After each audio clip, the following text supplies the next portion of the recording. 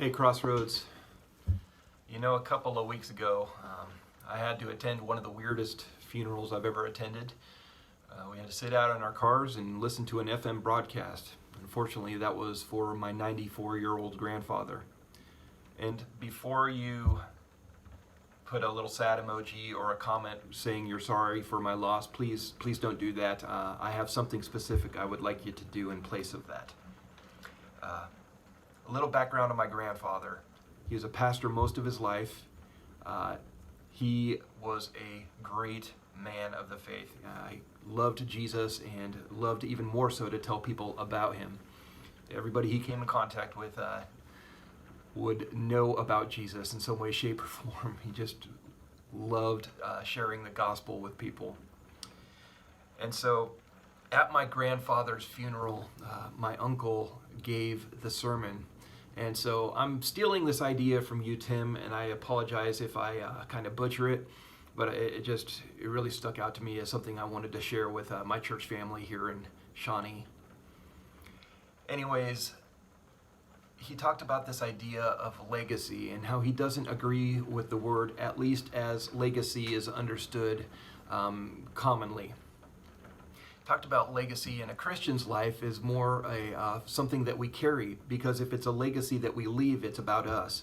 But if it's something that we carry and that we hand off, then it's about Christ and about Jesus and about God and about something much bigger than ourselves, which is always the goal as Christians, is that we want to be pointing people to Christ, not ourselves. And so my grandpa really did carry that baton well. He handed it off to many, many individuals. My mom and dad, through my mom and dad, me, and through his ministry, many people.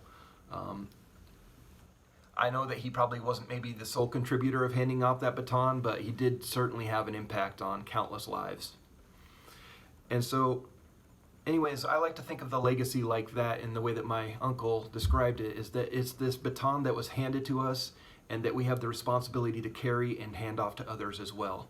That's the legacy. That's the point. That's the purpose of our lives.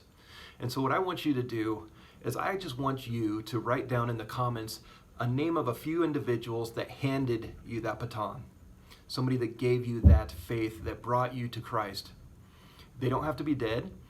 They can certainly still be alive. And if they happen to have a Facebook page, go ahead and tag them. And if you got tagged and watched this video, please put your names of the people that invested in you and handed you that baton. I think it'd be awesome to see this family tree just grow and how massive it is and how wide and deep this legacy of Christ and faith can go. So guys, we love you, and until the next video, we'll see you then.